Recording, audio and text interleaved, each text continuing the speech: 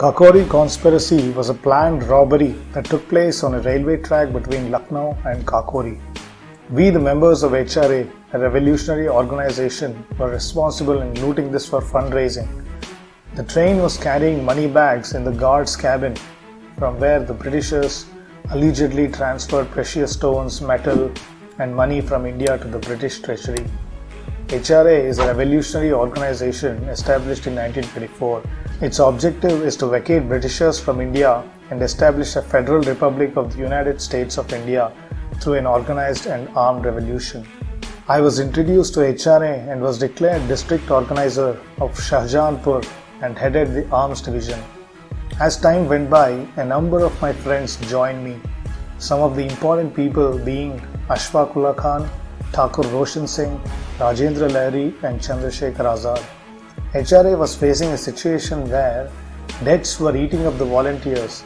Having even one meal a day was a Herculean task. No volunteer had even decent clothes to wear. Sometimes we had to rely on religious places to survive. It was discouraging to see the youths turning into beggars. Due to all this, motivation among the volunteers was dying. Besides, youths have curious, excited and unsteady minds. This caused more difficulty in being steady at work. Since HRA had no money, even purchasing weapon from a good contact could not be accomplished. The only way out was robbery. If we have to rob, why not rob the British government? Anyway, their money is our people's money that they are stealing from us. One day, when we were traveling by train, we were in the next compartment to that of the guard. In every other station, the station master used to get some boxes into the guard's cabin. In one of the stations, we had the opportunity to watch the box closely. We also came to know that there were no locks or chains to these boxes, resulting in a brilliant idea to decide on our fundraising target, a train box full of money. We marked the timings of different trains, scrutinizing the timetable. We came to the conclusion that the train will have a certain stop by the time it reaches Lucknow. This will be our best bet to rob. There could be an estimated 10,000 rupee collection. Though we needed more people, due to volunteers' unavailability, we had to stick on to 10. We changed the plan of stopping the train midway between railway stations, making the job easier. We had to pull the chain, which was not possible from a third-class compartment due to the lack of maintenance.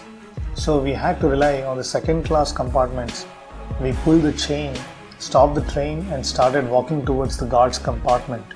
Taking out the iron trunk that we had identified previously, we used a chisel to break it. Since it did not work this way, Chandrasekhar Azad, who was a very strong man, had to use an axe to break it. We instructed passengers on board about our intentions and reasons and told them not to deboard the train. We had also instructed our youths not to use their guns unnecessarily. However, there were some untrained youths among us who shot the gun on one of our own men who deboarded the train to meet his wife in another compartment, killing him. There was a set of trained youths who fired 5 shots every 5 minutes to keep the drama live and scare the rebels. Even the 2 armed British soldiers were looking at the drama like mute spectators. The driver remained seated in the engine while the engineer had hidden inside the toilet. After breaking the box, we packed money in 3 bags. Clear instructions were given not to leave behind anything, but there was a person who had left behind a blanket. We had planned to instantly leave the place and reach Lucknow. Nobody in the whole incident asked us who we were. The passengers had cooperated and kept their calm throughout. Anyone looking at the whole incident would have assumed us to be about 40 people, but in reality it was only 10 of us. We stopped the train in the broad daylight, surrounded the train and looted it. Many young people among us were hardly in their early 20s. This event gave us great hope. Also, the money looted paid us really well. We had all the debt cleared, gave money to volunteers and kept aside 1,000 rupees for purchasing weapon. There were some mistakes that we did not avoid. Therefore, the organization took a backseat for a long time.